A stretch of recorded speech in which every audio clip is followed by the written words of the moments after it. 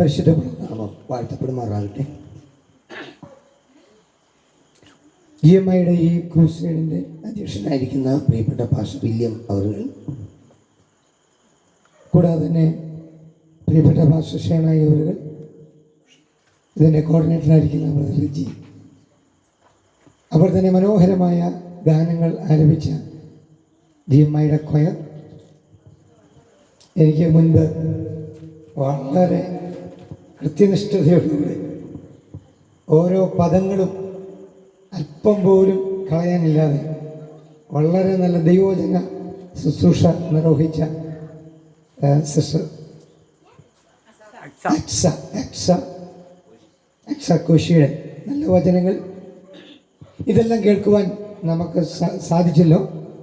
അതുകൊണ്ട് തന്നെ സന്നിഹിതരായിരിക്കുന്ന എല്ലാ പ്രിയപ്പെട്ടവർക്കും കർത്താവായ യേശുക്രിസ്തുവിന്റെ നാമത്തിലുള്ള വന്ദനം ഈ സമയം അറിയിക്കുന്നു.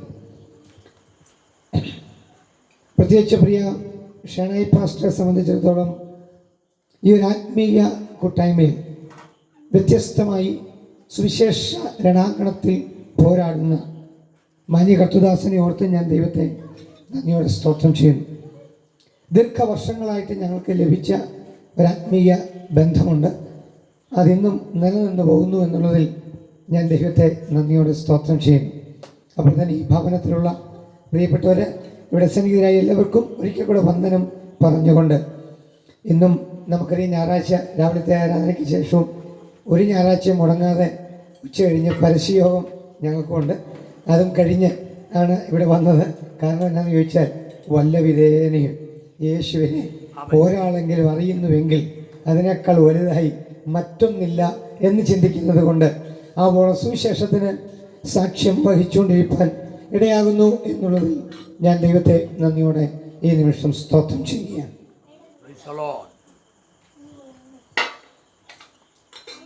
ഓക്കെ, വളരെ കൃത്യസമയത്ത് തന്നെ ഈ പ്രോഗ്രാം നമുക്ക് അവസാനിപ്പിക്കേണ്ടത് അനിവാര്യമായതുകൊണ്ട് ഞാൻ വിശുദ്ധ ബൈബിളിൽ നിന്ന് ഒരു വാക്യം പ്രാരംഭമായിട്ടൊന്ന് വായിക്കുന്നു. അത് ഞാൻ തന്നെ വായിക്കാം.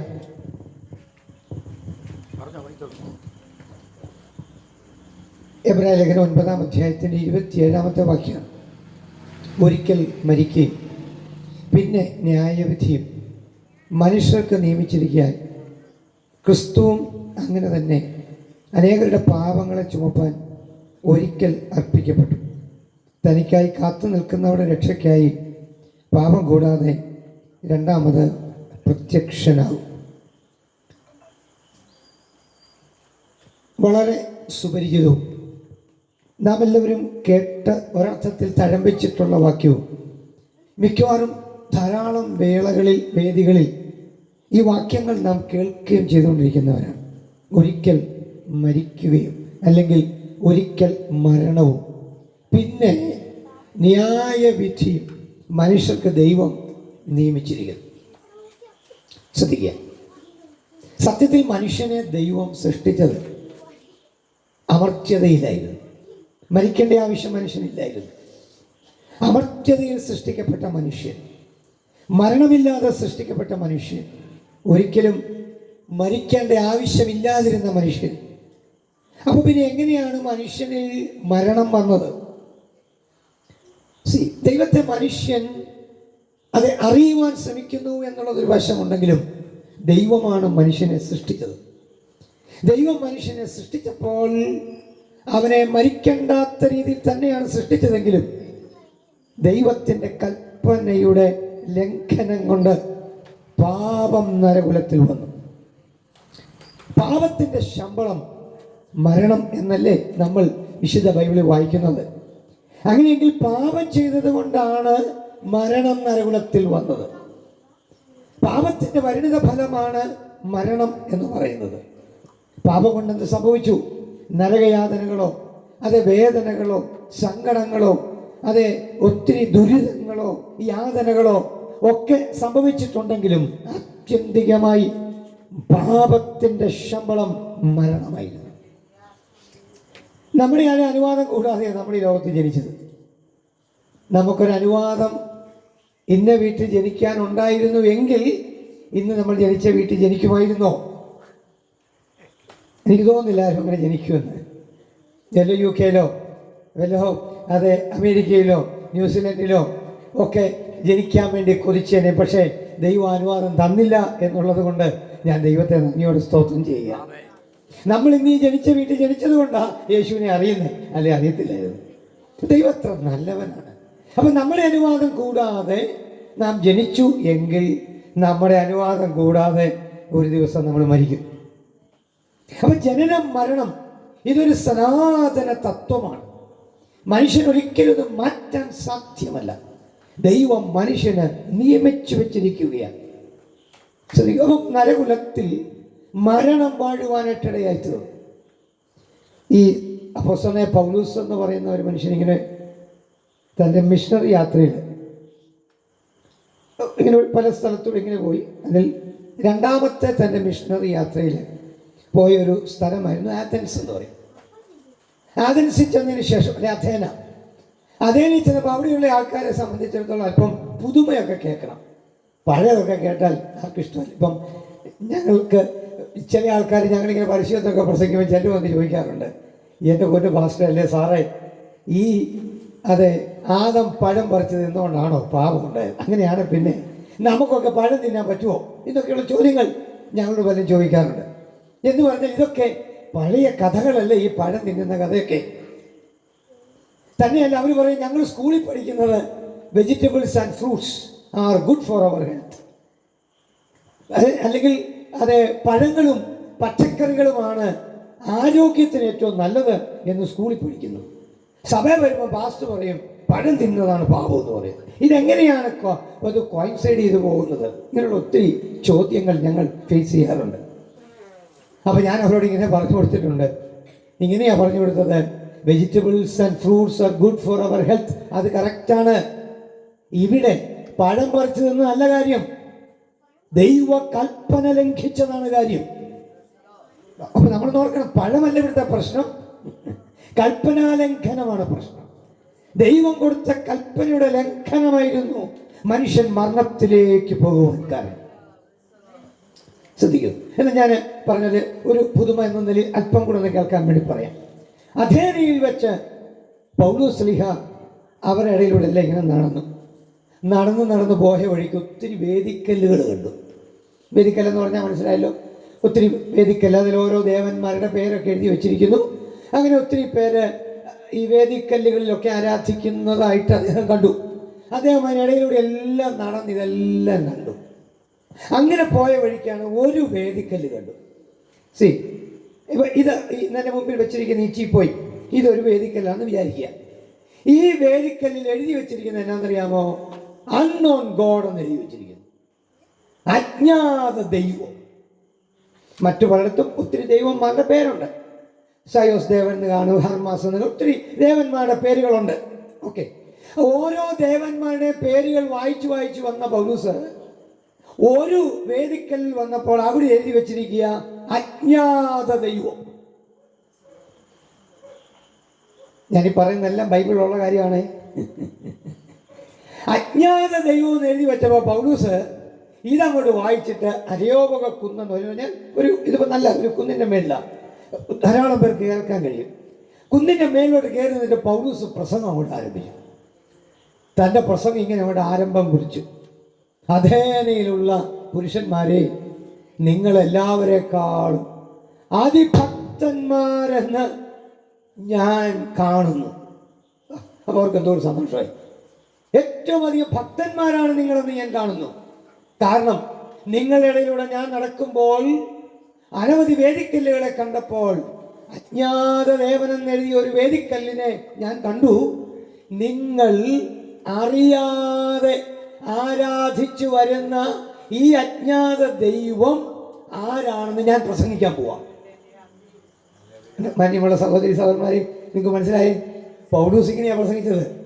നമ്മളിൽ നിന്നൊക്കെ എത്രയോ വ്യത്യസ്തനായിരുന്നു പൗലോസ് പറയുക, നിങ്ങൾ അറിയാതെ ആരാധിച്ച ഈ അജ്ഞാത ദേവൻ ആരാന്ന് ഞാൻ പ്രസംഗിക്കാൻ പോവാം. അപ്പോൾ ആൾക്കാർക്ക് ഇച്ചിരി ആവേശം കൊണ്ടു. ഇതാരാ? ശരിയാ, ഞങ്ങൾ ഇത്രയും കാലം ആരാധിച്ചതാണ് ഈ ദൈവത്തെ, ഈ അജ്ഞാത ദൈവം, ഇവൻ ആരാ? പൗലോസിന്റെ പ്രസംഗ പാഠവും അങ്ങോട്ട് തുറന്നു വിട്ടു. ഇങ്ങനെ അങ്ങോട്ട് പ്രസംഗിച്ചു, ഈ ദൈവം ആരാണ്? അജ്ഞാത ദേവൻ ആരാണ്? താൻ പറഞ്ഞു, ഈ കാണുന്ന സർവ്വലോകത്തെയും ആകാശത്തെയും ഭൂമിയെയും സർവത്തെയും സൃഷ്ടിച്ച ഒരു ദൈവമുണ്ട്. സമസ്ത ലോകത്തിനും ജീവനും ശ്വാസവും സർവവും നൽകുന്ന ഒരു ദൈവമുണ്ട്. ആ ദൈവത്തിന് മാനുഷിക ശുശ്രൂഷകൾ ആവശ്യമില്ല. കാലങ്ങളെയും നിയമങ്ങളെയും നിർമ്മിച്ച ഒരു ദൈവമുണ്ട്. തീർന്നില്ല പ്രിയരെ, അടുത്ത വാക്കിൽ പറഞ്ഞു, അവൻ ഒരുവനിൽ നിന്ന് മനുഷ്യജാതിയെ മുഴുവൻ ഉളവാക്കി. നിങ്ങൾ ശ്രദ്ധിച്ചു നോക്കിയേ, എന്താണ് ഇവിടെ പൗലൂസ് പ്രസംഗിച്ചു തുടങ്ങിയത്? ആ അജ്ഞാത ദേവൻ ആരാണെന്ന് പൗലൂസ് ഒരൊറ്റ പ്രസംഗം നടത്തി. മാത്രമല്ല, ആ അജ്ഞാത ദേവൻ സകലത്തെയും സൃഷ്ടിച്ചവൻ, ജീവനും ശ്വാസവും സകലതും നൽകുന്നൊരു ദൈവം, മനുഷ്യന്റെ ശുശ്രൂഷ ആവശ്യമില്ലാത്തൊരു ദൈവം. മാത്രമല്ല, മാനുഷികമായ ഏതെങ്കിലും അമ്പരചുംബികളായ കെട്ടിടങ്ങളിലോ പള്ളികളിലോ ക്ഷേത്രങ്ങളിലോ വാസം ചെയ്യുന്ന ഒരു ദൈവമല്ല. പകരം സകലത്തെയും അടക്കി വാഴുന്ന ഒരു ദൈവമുണ്ട്. ആ ദൈവമാണ് നിങ്ങൾ ഇന്നുവരെ ആരാധിച്ച അജ്ഞാത ദൈവം. അവനാണ് സാക്ഷാൽ ഏക ദൈവം.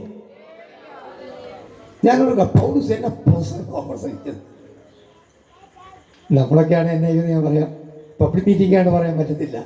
നമ്മുടെ സഭയിലെ മീറ്റിംഗ് ഒക്കെയാണ് ഞാൻ പറയായിരുന്നു. നമ്മളൊക്കെയാണ് ചിലവ് ശാസിക്കാനും മത്സിക്കാനൊക്കെ തുടങ്ങിയത്. ഈ വേദിക്കലൊക്കെ കാണുമ്പോൾ ഒന്നും ഒരു പ്രശ്നമില്ല. ഇവറ്റകളൊന്നും നമ്മളെ ആരും ഒന്നും ചെയ്യത്തില്ല പ്രിയരെ. ജീവനുള്ള ദൈവത്തെയല്ലേ ഞാനും നിങ്ങൾ സേവിക്കുന്നത്. ഈ ജീവനുള്ള ദൈവമല്ലേ നമ്മുടെ ദൈവം. നമ്മുടെ ദൈവം ആരാണ്? സകലത്തെയും നിയന്ത്രിക്കുന്ന, സകലത്തിന് കാരണഭൂതനായ, സകലത്തെയും ഉദ്ധരിക്കുന്നവനായ ഒരു മഹാദൈവം. ഈ ദൈവത്തെ കുറിച്ച് പൗലൂസ് അങ്ങോട്ട് പറഞ്ഞിട്ട് തീർന്നില്ല.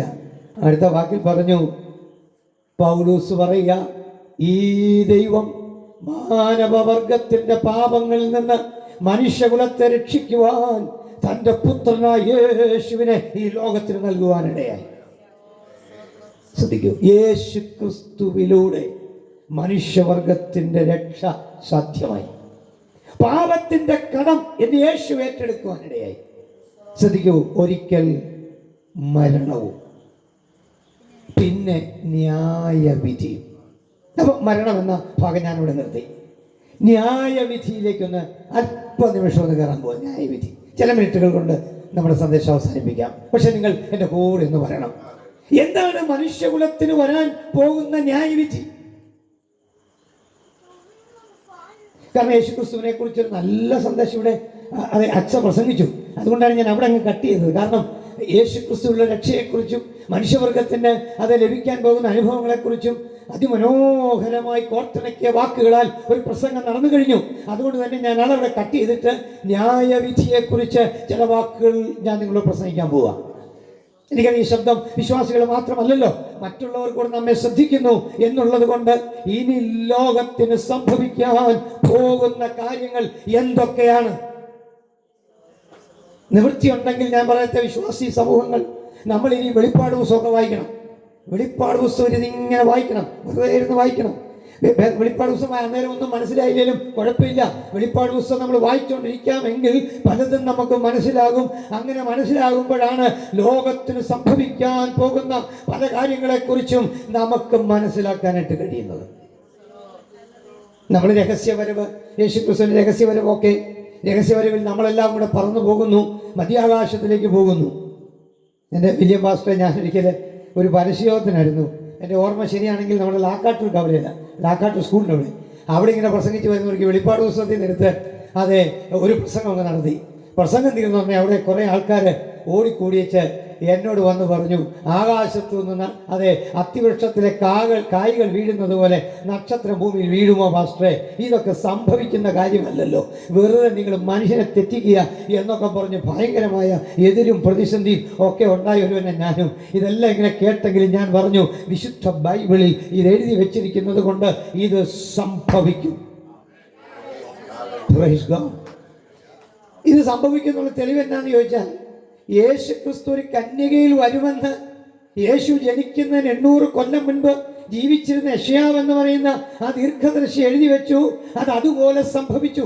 ജനനം സംഭവിച്ചു, അത് ജീവിതം സംഭവിച്ചു, ശുശ്രൂഷ അതുപോലെ തന്നെ സംഭവിച്ചു, മരണം അതുപോലെ തന്നെ സംഭവിച്ചു, അടക്കം അതുപോലെ തന്നെ സംഭവിച്ചു, ഉയർത്തെഴുന്നേൽപ്പ് അതുപോലെ തന്നെ സംഭവിച്ചു, സ്വർഗാരോഹണം അതുപോലെ തന്നെ സംഭവിച്ചു. അങ്ങനെയെങ്കിൽ നിസ്തുല്യനായ യേശു ക്രിസ്തുവിനെ ആർക്കും നിഷേധിക്കാനാവില്ല എന്നുള്ളത് ഏറ്റവും സത്യമല്ലേ?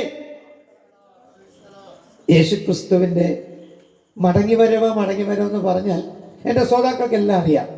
ഇനി യേശുവിൻ്റെ മടങ്ങിവരവിന് 2 മുഖങ്ങളുണ്ട്. ഒന്നാമത്തെ മുഖം രഹസ്യവരവ് എന്ന് പറയും, സീക്രട്ട് കമ്മിങ്. ആ സീക്രട്ട് കമ്മിങ്ങിന് പ്രത്യേകിച്ച് അടയാളങ്ങളൊന്നും ഉണ്ടെന്ന് എനിക്ക് തോന്നുന്നില്ല. എന്ന് പറഞ്ഞാൽ മുഴുവൻ കാര്യങ്ങളും യേശുവിൻ്റെ വരവിനെയാണ് വിളിച്ചോതുന്നത്. എന്നാൽ ആ വരവ് രഹസ്യമാണ്. ആ രഹസ്യവരവിൽ വിശുദ്ധന്മാർ ഈ ലോകത്തിൽ നിന്ന് മാറ്റപ്പെടുക. മൺമറഞ്ഞു പോയ വിശുദ്ധന്മാരും ജീവനോടെയുള്ള വിശുദ്ധന്മാരും ഇവിടെ നിന്നും മാറ്റപ്പെടും. അവർ നേരെ മധ്യാകാശത്തിലേക്ക് പോകും. മധ്യാകാശത്തിലേക്ക് എടുക്കപ്പെടും എന്ന് പറഞ്ഞപ്പോഴാണ് ഒരുവന്റെ നീതിബോധം ഉയർന്നിട്ട് എന്നോട് വന്ന് ചോദിച്ചു, നമ്മൾ ന്യൂട്ടന്റെ ലോ പഠിച്ചിട്ടില്ല സാറേ. ഞാൻ പറഞ്ഞുകൊണ്ട് ന്യൂട്ടന്റെ ലോ എന്നതാണ് ആപ്പിൾ എടുത്ത് മേളിലോട്ട്, അല്ലെങ്കിൽ അവൻ്റെ തലയിൽ ആപ്പിൾ വീണപ്പം അതെടുത്ത് മേളിലോട്ട് എറിഞ്ഞു, അത് താഴോട്ട് തന്നെ വീഴുക ചെയ്തത്. അപ്പം പിന്നെ ഭൂമിയുടെ ഭൂഗുരുത്വ ബലം വിട്ടിട്ട് നമ്മൾ എങ്ങനെ മേളിലോട്ട് പോകും? എന്തെല്ലാം ചോദ്യങ്ങളാണ് ചോദിക്കുന്നത്. പക്ഷെ നല്ല ചോദ്യങ്ങളല്ലേ? നമ്മളെല്ലാം പഠിച്ചുകൊണ്ടിരിക്കുക എന്തൊക്കെ നമുക്കറിയാവുന്ന കാര്യമല്ലേ? എത്രയോ ന്യൂട്ടൺ ഇങ്ങനെ നടന്നു പോകുന്ന വഴിക്ക് തലയിൽ ഒരു ആപ്പിൾ വീണെന്നാണ് പറയുന്നത്. ആപ്പിൾ വീണപ്പം മേളിലോട്ട് എറിഞ്ഞു, പിന്നെയും താഴോട്ട് വീണപ്പം ഭൂഗുരുത്വ ബലം കണ്ടുപിടിച്ചു. നോക്കിക്കോണേ, ജെയിംസ് വാട്ട് എന്ന് പറയുന്ന ഒരു മനുഷ്യൻ, ജെയിംസ് വാട്ട് എന്നാണ് അദ്ദേഹത്തിൻ്റെ പേര്. വീട്ടിൽ അമ്മയെ സഹായിക്കാൻ അടുക്കള കയറിയതാണ്. അമ്മയെ സഹായിക്കാൻ അടുക്കള കയറിയപ്പോഴാണ് ഒരു പാത്രത്തിൻ്റെ മേലൊരു അടപ്പ് വെച്ചിരുന്നു. അടപ്പിങ്ങനെ ഇടുകിടുകിടോന്ന് അടിക്കാൻ തുടങ്ങിയപ്പം ഇവനൊരു ഹരം, ഇവനോട് ഇതെന്തിനാ ഈ പാത്രത്തിന് അടപ്പിങ്ങനെ പൊങ്ങുകയും താഴെയും ചെയ്യുന്നത്? അവന് താഴെ ഇരുന്ന അതെ നമുക്കറിയാമല്ലോ മറ്റൊരു ഗ്ലാസ് എടുത്ത് അതിൻ്റെ മേലോട്ട് ഒഴിച്ചു. ആ ഗ്ലാസ് അതിൻ്റെ മേലോട്ട് വെച്ച് അല്പം കഴിഞ്ഞപ്പം ഈ ഗ്ലാസിനെ പൊക്കിക്കൊണ്ട് ഈ അടപ്പിങ്ങനെ പൊങ്ങാൻ തുടങ്ങി. നോക്കണേ, ജെയിംസ് വാട്ട് എന്ന് പറയുന്ന മനുഷ്യൻ അമ്മയെ സഹായിക്കാൻ അടുക്കള കയറിയത് കൊണ്ട് അവൻ ആവിയെഞ്ചും കണ്ടുപിടിച്ചു. നമ്മളൊക്കെ കയറിയിരുന്ന എന്തൊക്കെയോ കണ്ടുപിടിച്ചേനെ.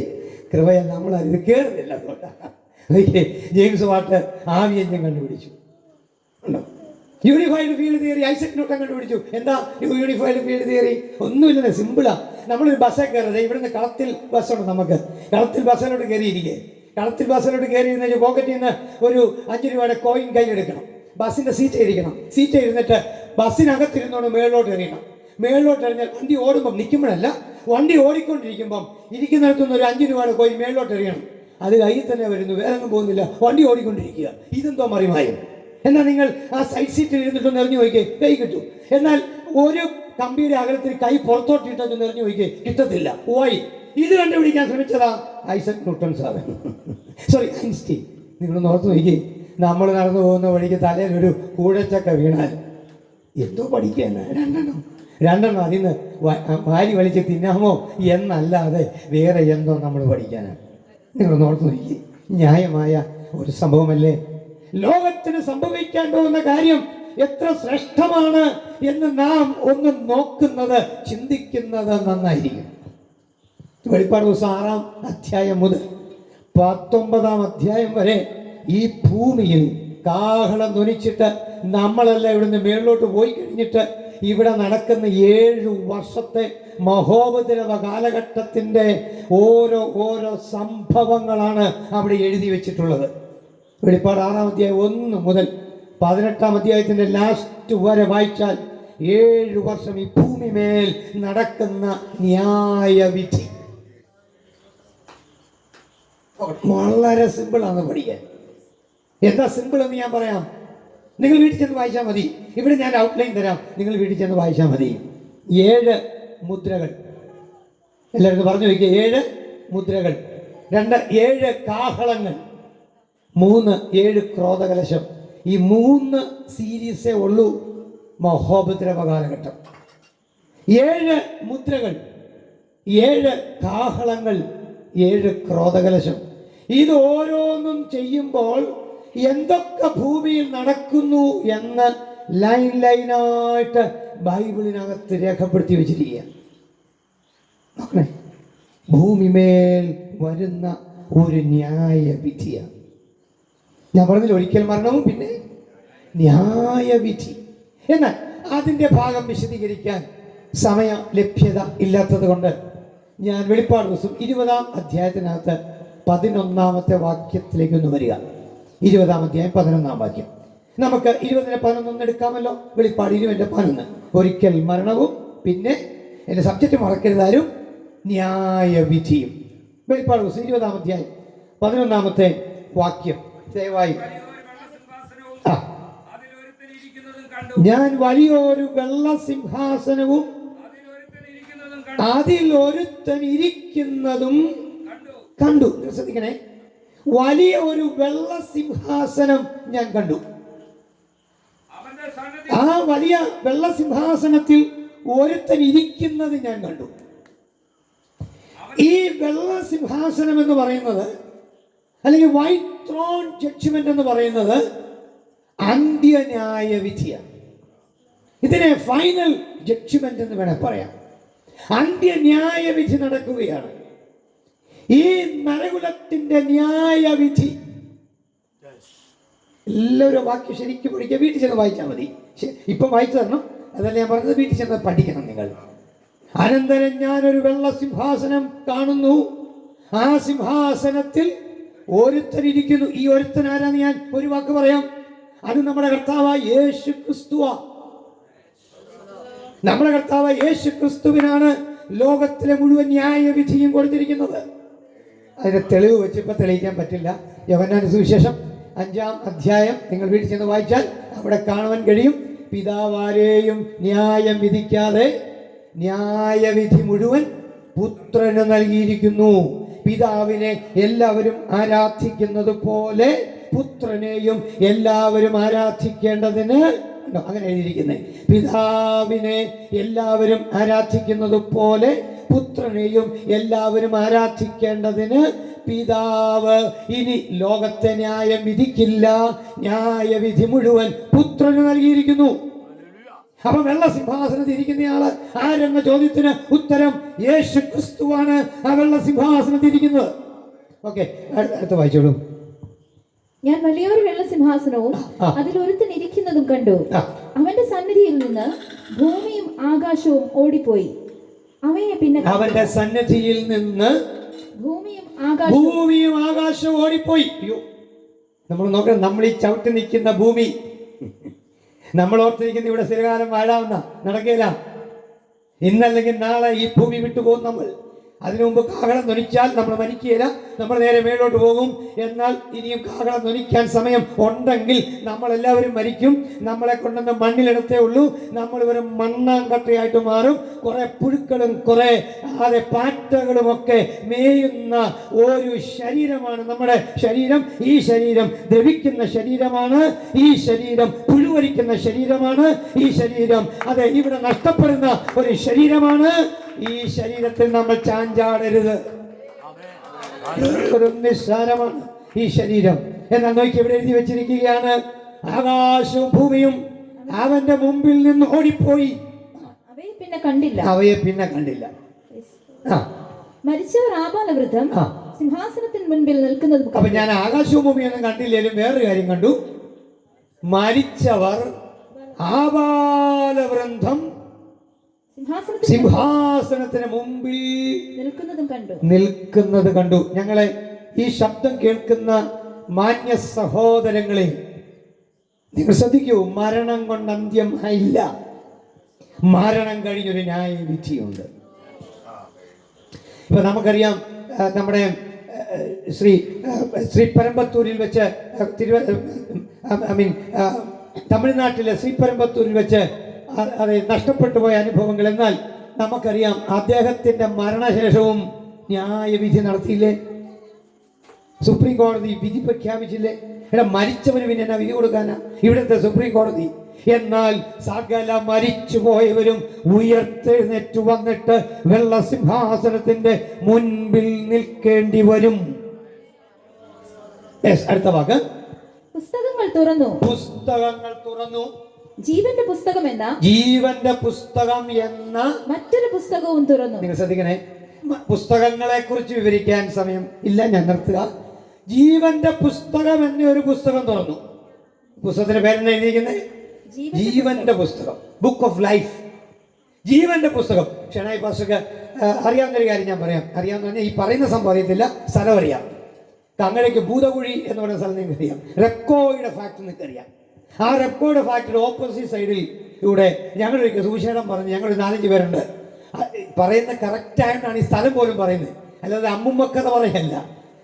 അതിലൂടെ ഇങ്ങനെ നടന്ന് കയറി ചെന്ന് ഒരു വീട്ടിൽ ചെന്ന് കയറിയപ്പോൾ ആ വീട്ടിലെ സുവിശേഷം പറയാൻ പോയതാ. ആ വീട്ടിലെ അപ്പച്ചനകത്തിരിപ്പുണ്ട്. ഞങ്ങൾ പറഞ്ഞു സുവിശേഷം പറയാൻ വന്നതാ. ഞങ്ങൾ 4 ചെറുപ്പക്കാരുണ്ട്. ആ അപ്പച്ചൻ പറഞ്ഞൊരു കാര്യം ചെയ്യും, അകത്തോട്ടൊന്ന് വന്നാട്ടെ, എനിക്ക് സുവിശേഷം കേൾക്കണം. ഞങ്ങളോർത്തു റിജക്റ്റ് ചെയ്യുമായിരിക്കും. ഇല്ല, അകത്തോട്ട് കയറി ചെന്നപ്പം അപ്പച്ചൻ പറയുക, നിങ്ങൾ സുവിശേഷം പറയുന്നതിന് മുമ്പ് ഞാനൊരു കാര്യം പറയട്ടെ, ഞാനൊരു ദർശനം കണ്ടുകൊണ്ടിരിക്കുകയായിരുന്നു. ഓ ശരി, അപ്പച്ചൻ ദർശനം പറയാൻ പറഞ്ഞു. എനിക്ക് സമയപരിധി അറിയാം, പെട്ടെന്ന് നിർത്താം. അപ്പച്ചൻ പറഞ്ഞു, ഞാൻ കണ്ട ദർശനത്തിൽ ഞാൻ ഇവിടെ നിന്ന് നേരെ മേലോട്ട് പോയി, പിന്നെ എനിക്കൊന്നും അറിയത്തില്ല. അങ്ങനെ യേശു ക്രിസ്തുവിന് മുമ്പ് ഞാൻ ചെന്നു. യേശു ക്രിസ്തുവിന് മുമ്പ് നിൽക്കുമ്പോൾ യേശു ക്രിസ്തു ഒരു പുസ്തകം എടുത്തെന്നെ കാണിച്ചു. അതിൻ്റെ മുകളിൽ ജീവപുസ്തകം എന്നെഴുതിയിരുന്നു. എന്നിട്ട് ഈ ജീവപുസ്തകത്തിനകത്ത് പേരില്ലെങ്കിൽ വരുന്ന വിപത്ത് ഭയങ്കരമായിരിക്കും എന്ന് പറഞ്ഞ് അപ്പച്ചൻ്റെ വീട്ടുപേരും, കങ്ങഴക്കാരല്ലേ, വീട്ടുപേരും പേരും ഒക്കെ വെച്ചിങ്ങനെ തപ്പി തപ്പി നോക്കിയിട്ട് അപ്പച്ചനോട് പറഞ്ഞു പേരിനകത്തില്ലെന്ന് പറഞ്ഞു. ഉടനെ ഈ അപ്പച്ചന് ഭയങ്കര സങ്കടം. അപ്പച്ചൻ ഉടനെ ചോദിച്ചു, എനിക്കറിയാവുന്ന ആരെങ്കിലും പേരുണ്ടോ? ഉണ്ട്. അടുത്ത പേജ് മറിച്ച് കാണിച്ചു കൊടുത്തു, ബിൻസി. ബിൻസി ആരാ? എൻ്റെ കൊച്ചുമോള്, എൻ്റെ മകൻ്റെ മകള്. ഞാൻ അതുകൊണ്ട് അവൻ്റെ അമ്മൂമ്മക്കഥയല്ലേ പറയുന്നത്. എൻ്റെ മകൻ്റെ മകളുടെ പേര് ഇതിനകത്ത് എഴുതി വെച്ചിരിക്കുന്നു. ഉടനെ ഈ അപ്പച്ചൻ ചോദിച്ചു, അതെന്നാ എൻ്റെ കൊച്ചുമോളുടെ പേര് എഴുതി വെച്ചിരിക്കുന്ന കാരണം എന്നാ? അവൾ നേഴ്സിംഗ് പഠിക്കാൻ ഡൽഹി പോയിരിക്കുക. ഇപ്പം തന്നെ അറിഞ്ഞേ പറ്റൂ.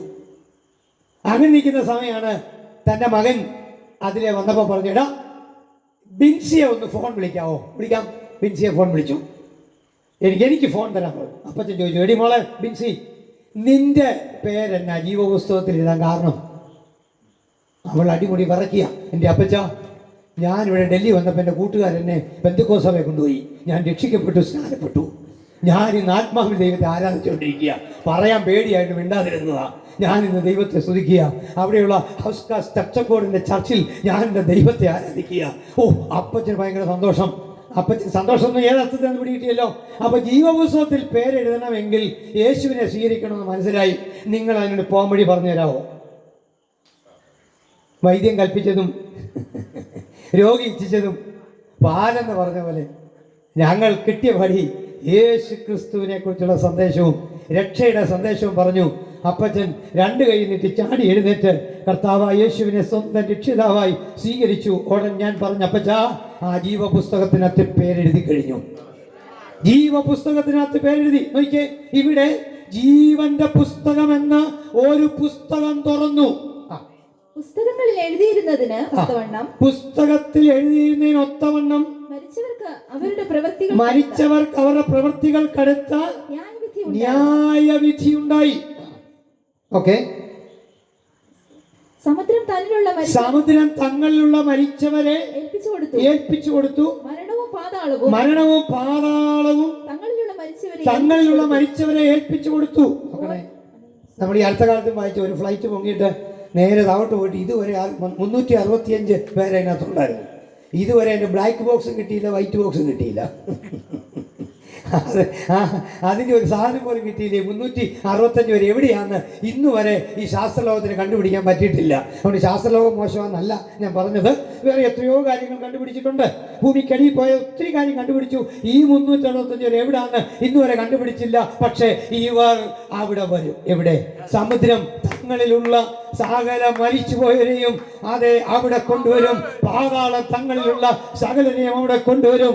ഒരു മരിച്ചുപോയ ഒരു വ്യക്തിയും രക്ഷപ്പെടില്ല. അവർ മുഴുവൻ വെള്ള സിംഹാസനത്തിന്റെ മുൻപിൽ വരും. ഇവിടെ ഒരു ചെറിയ പഠനം അനിവാര്യമാണ്. നിങ്ങൾ ശ്രദ്ധിക്കൂ, വിശുദ്ധന്മാർ മുഴുവൻ കാഹളധ്വനിയിൽ നേരത്തെ തന്നെ പോയി കഴിഞ്ഞു. അപ്പൊ പിന്നെ ഈ ഉയർത്തെഴുന്നേറ്റ് വരുന്നതൊന്നും വിശുദ്ധന്മാരല്ല. പകരം ആരാണ് വരുന്നത് എന്ന് മനസ്സിലായോ? ദുഷ്ടന്മാരായി ഈ ഭൂമിയിൽ ജീവിച്ചിട്ട് മരിച്ചുപോയവരാണ് ഈ വെള്ളസിംഹാസനത്തിന് മുൻപിൽ വരിക എന്ന യാഥാർത്ഥ്യം ഒന്ന് ഓർത്തു നോക്കിക്കേ. എന്നിട്ട് അവർക്ക് ന്യായവിധി എന്റെ ദൈവം നൽകുകയാണ്. ഇവിടെ നമുക്ക് ന്യായമായും ഇപ്പം നമ്മളെ ഒരു കേസിൽ പിടിച്ചു എന്ന് വിചാരിക്കുക. ഇവിടുത്തെ ഒരു കോർട്ടിൽ നമ്മളെ തൂക്കിലേറ്റാൻ വിധിച്ചു എന്ന് തന്നെ വിചാരിച്ചു. കീഴ്ക്കോടതിയാണെങ്കിൽ നമുക്ക് മേൽക്കോടതിയിൽ കൊണ്ട് അപ്പീൽ കൊടുക്കാം. മേൽക്കോടതിയിൽ കൊണ്ട് അപ്പീൽ കൊടുത്താൽ അവരും വാദവും പ്രതിവാദവും ഒക്കെ കേട്ടതിന് ശേഷം മേൽക്കോടതി വിധി പറയും. കീഴ്ക്കോടതിയുടെ വിധി ഞങ്ങൾ ശരിവെക്കുന്നു എന്ന് പറഞ്ഞാൽ നമുക്ക് വീണ്ടും ഹൈക്കോടതി കൊണ്ടുവന്ന് കേസ് കൊടുക്കാം. ഹൈക്കോടതി കൊണ്ടുവന്ന് കേസ് കൊടുത്താൽ സത്യത്തിനെല്ലാം ബെഞ്ചെന്നാണ് പറയുന്നത്. നമ്മൾ പത്രത്തൊക്കെ വായിക്കുന്നതല്ലേ, ഇതെല്ലാം ബെഞ്ചാണ്. ഹൈക്കോടതിയിലേക്ക് ചെന്ന് നമ്മൾ കൊണ്ടുവന്ന് അപ്പീൽ കൊടുത്താൽ അവിടെ വാദവും പ്രതിവാദവും കഴിഞ്ഞ് അവിടെയും നമുക്ക് അനുകൂലമായ വിധി വന്നില്ലെങ്കിൽ സുപ്രീം കോടതി കൊണ്ട് കേസ് കൊടുക്കാം. സുപ്രീം കോടതിയിൽ നിന്നും അനുകൂലമായ വിധി വന്നില്ലെങ്കിൽ നമുക്ക് പിന്നെ ഒരൊറ്റ ചാൻസേ ഉള്ളൂ. അതിൻ്റെ പേരാ ദയാഹർജി. അത് പ്രസിഡന്റിന് നമ്മൾ കൊടുക്കുന്ന ദയാഹർജി. നിങ്ങൾ ശ്രദ്ധിക്കണേ, ഇവിടത്തെ മുഴുവൻ ചിത്രങ്ങളിൽ നിന്നും സകല മാനവലോകവും ന്യായവിധിക്ക് വേണ്ടി വിധിക്കപ്പെട്ട് കിടക്കുന്നു എങ്കിൽ നിങ്ങൾ ശ്രദ്ധിക്കൂ, നമുക്ക് ഒരു ദയാഹർജിക്ക് വേണ്ടി നമ്മുടെ ദൈവത്തോട് ഒരു അപ്പീൽ കൊടുക്കാനുള്ള അനുവാദമേ ഉള്ളൂ എന്ന യാഥാർത്ഥ്യം മനസ്സിലായോ?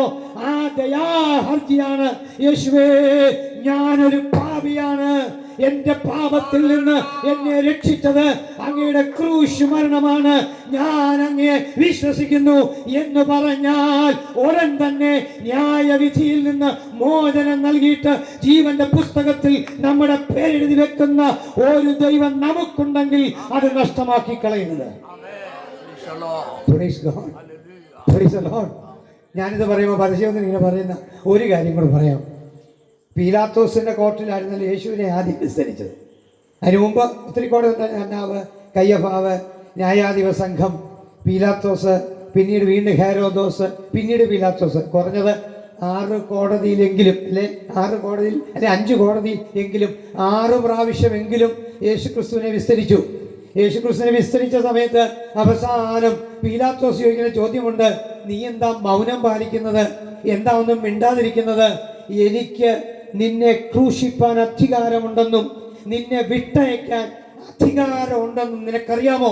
എന്താ നീ മിണ്ടാതിരിക്കുന്നത് എന്ന് ചോദിച്ചപ്പോൾ യേശു മിണ്ടി. അന്നേരം യേശു മിണ്ടിയത്. യേശു എന്നാ മിണ്ടിയെന്നറിയാമോ?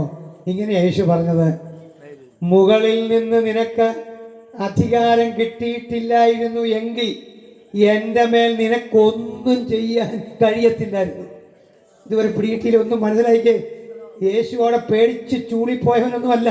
യേശു പീലാത്തോസിനെ മുഖത്ത് നോക്കി പറയുക, മുകളിൽ നിന്ന് നിനക്ക് അധികാരം കിട്ടിയിട്ടില്ലായിരുന്നു എങ്കിൽ നിനക്ക് എന്നെ മേൽ ഒന്നും ചെയ്യാൻ കഴിയുകയില്ലായിരുന്നു.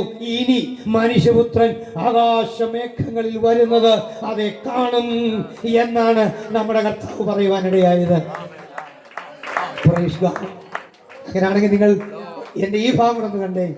വെള്ളസിംഹാസനത്തിൽ യേശു ക്രിസ്തു ഇരിക്കുന്നു, മുമ്പിൽ വന്ന് നിൽക്കുന്നത് പീലാത്തോസ. ആ രംഗം നിങ്ങളുടെ ഭാവന ഒന്ന് കണ്ടേ.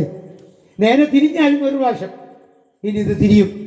യേശു ക്രിസ്തു വെള്ളസിംഹാസനത്തിൽ ഇരിക്കുന്നു, പീലാത്തോസ് മുമ്പിൽ വന്ന് നിൽക്കുന്നു. എനിക്കൊന്ന് എന്തെങ്കിലും സാക്ഷ്യത്തിന്റെ ആവശ്യമുണ്ടോ?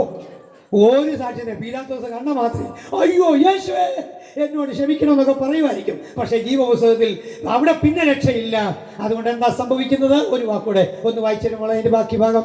അത് പാതാളം തങ്ങളിലുള്ള മരിച്ചവരെ ഏൽപ്പിച്ചു. ഓരോരുത്തന് അവനവന്റെ പ്രവൃത്തികൾക്കടുത്ത വിധി ഉണ്ടായി. മരണത്തെയും പാതാളത്തെയും തീപ്പൊയ്കയിൽ തള്ളിയിട്ടു. ഈ തീപ്പൊയ്ക രണ്ടാമത്തെ മരണം. ജീവപുസ്തകത്തിൽ ശ്രദ്ധിക്കണേ, ജീവപുസ്തകത്തിൽ പേരെഴുതി കാണാത്ത ഏവനെയും തീപ്പൊയ്കയിൽ തള്ളിയിടും. ജീവപുസ്തകത്തിൽ പേരെഴുതി കാണാത്ത ഏവനെയും തീപ്പൊയ്കയിൽ തള്ളിയിടും. മാന്യ നാട്ടുകാരെ, കാരാണി ദേശനിവാസികളെ, അതെ, ഞാൻ വളരെ അധികം അതെ സന്തോഷത്തോടെ അപ്പോൾ തന്നെ അതെ വളരെയധികം അതെ ഭയത്തോടെ ഞാൻ പറയുകയാണ്, ജീവപുസ്തകത്തിൽ പേരെഴുതി കാണാത്ത ഏവനെയും തീ പൊയ്യിൽ തള്ളിയിടും എന്ന് വിശുദ്ധ ബൈബിൾ അലംഘനീയമായി പറഞ്ഞിരിക്കുകയാണ്. ഒരിക്കൽ യേശു തൻ്റെ ശിഷ്യന്മാരെല്ലാം സുവിശേഷ വേലയ്ക്ക് പറഞ്ഞു വിട്ടു. അതൊക്കെ പറയുമ്പോൾ ഇതിൻ്റെ രംഗം മനസ്സിലാവും. സുവിശേഷ വേലയ്ക്ക് പോയി ഭയങ്കര മിറാക്കിൾസ്, അത്ഭുതങ്ങൾ കേട്ടോ, രോഗശാന്തി, ഭൂതശാന്തി, ഭൂതങ്ങളെല്ലാം കീഴടങ്ങുക. ഈ ശിഷ്യന്മാരെല്ലാവരും യേശുവിൻ്റെ അടുത്ത് വന്നു. സന്തോഷമല്ലേ? നമ്മളിപ്പോൾ പോയ വഴിക്ക് ഇപ്പം ഇന്നും ഞങ്ങൾ 1, 2, 3 പരസ്യം നടത്തിച്ചാണ് വരുന്നത്. 3 പരസ്യത്തിൽ അതെ ഒരാൾ ഒരു സ്ഥലത്ത് വെച്ച് ഓടി വന്നിട്ട് യേശുവിനെ സ്വീകരിക്കാൻ തയ്യാറാണെന്ന് പറഞ്ഞാൽ ഞങ്ങൾക്ക് എന്തൊരു സന്തോഷമായിരിക്കും. അത്ഭുതങ്ങൾ, അടയാളങ്ങൾ, വീര്യപ്രവൃത്തികളൊക്കെ ചെയ്തു വന്ന ശിഷ്യന്മാര് യേശു ക്രിസ്തുവിനോട് പറഞ്ഞു, ഗുരു യേശുവേ, എന്തോ ഭൂതങ്ങൾ ഞങ്ങൾക്ക് കിടങ്ങുന്നു, ഒത്തിരി പേര് ഞങ്ങളുടെ മുമ്പിൽ വന്ന് മുട്ടുകുത്തുന്നു, രോഗികൾക്ക് സൗഖ്യം കിട്ടുന്നു. അതെല്ലാം നമ്മുടെ ഇടയിലുണ്ട്. നമ്മൾ പാടുന്നില്ലേ അത്ഭുതങ്ങൾ, അടയാളങ്ങൾ, ഇതെല്ലാം ഉണ്ടെന്നേ, ഇതൊന്നും തെറ്റല്ല. എന്നാൽ യേശു ക്രിസ്തു പറയുകയാ, ഭൂതങ്ങൾ നിങ്ങൾക്ക് കീഴടങ്ങുന്നതിൽ നിങ്ങൾ സന്തോഷിക്കേണ്ട, നിങ്ങളുടെ പേര് ജീവപുസ്തകത്തിൽ എഴുതിയിരിക്കുന്നത് കൊണ്ട് നിങ്ങൾ സന്തോഷിച്ചു കൊള്ളീ. എന്തോ മനസ്സിലായി വാത്സല്യ സ്നേഹിതരെ? ഞങ്ങളെ കേൾക്കുന്ന ആരെങ്കിലും ജീവപുസ്തകത്തിൽ പേരില്ലെങ്കിൽ, ജീവപുസ്തകത്തിൽ പേരിടുന്ന എപ്പോഴാ? യേശുവേ, ഞാനൊരു പാപിയാണ്, എൻ്റെ പാപങ്ങളുടെ പരിഹാരത്തിന് വേണ്ടി അവിടുന്ന് ക്രൂശ് മരണം വരിച്ചു, ഞാൻ അങ്ങയെ വിശ്വസിക്കുന്നു എന്നൊരു വാക്ക് താങ്കൾക്ക് പറയാൻ കഴിഞ്ഞാൽ താങ്കളുടെ പേരും ജീവപുസ്തകത്തിൽ എഴുതുകയാണ്. ജീവപുസ്തകത്തിൽ പേരില്ലാത്ത ഒരുവനും നിത്യസ്വർഗം ലഭ്യമല്ല എന്ന യാഥാർത്ഥ്യം ഒന്ന് ഓർത്തു നോക്ക്. ഇവിടെ ഗിരിദീപ സ്കൂളിൽ ഞാൻ അങ്ങോട്ട് ചെല്ലുകയെന്ന് വിചാരിച്ച് ഒരു ക്ലാസ്സിൽ, +2 ക്ലാസ്സിൽ പഠിക്കാനായിട്ട് ഞാൻ ചെന്ന് കയറിയാൽ അധ്യാപകർ എന്നെ കയറ്റുമോ? അവിടെ ഒരു അറ്റൻഡൻസ് രജിസ്റ്റർ വെച്ചിട്ടുണ്ട്. അറ്റൻഡൻസ് വിളിക്കുമ്പോൾ എൻ്റെ പേര് കാണുകയില്ല. ഓരോരുത്തർ ഇങ്ങനെ പേര് വിളിച്ച് വന്നപ്പം മാത്യു പി തോമസ് എന്നുള്ള പേരില്ല. അപ്പം ഞാൻ എന്നെ തിരിക്കുക. അവിടെ ടീച്ചർ പറഞ്ഞു, വാട്ട്സ് യുവർ നെയിം? ഞാൻ പറഞ്ഞു Mathew P Thomas. Sorry, get out. ക്ലാസ്സിൽ നിന്ന് പൊക്കോളാൻ പറയും. അവിടുത്തെ ക്ലാസ്സിലെ അറ്റൻഡൻസ് രജിസ്റ്ററിനകത്ത് പേരില്ലാത്ത ഒരു വ്യക്തിക്ക് ആ ക്ലാസ്സിലോ സ്കൂളിലോ പ്രവേശനം ലഭ്യമല്ല എങ്കിൽ, മാന്യ സഹോദരങ്ങളെ, ജീവന്റെ പുസ്തകത്തിൽ പേരെഴുതി കാണാത്ത ഒരുവനും സ്വർഗത്തിൽ പ്രവേശിക്കില്ല. അവൻ നിത്യ നരകത്തിന്, നിത്യനാശത്തിന്, നിത്യാഗ്നിക്ക് വിധേയരാകുന്നു എന്ന് ഇവിടെ വിശുദ്ധ ബൈബിൾ നമ്മെ പഠിപ്പിക്കുകയാണ്.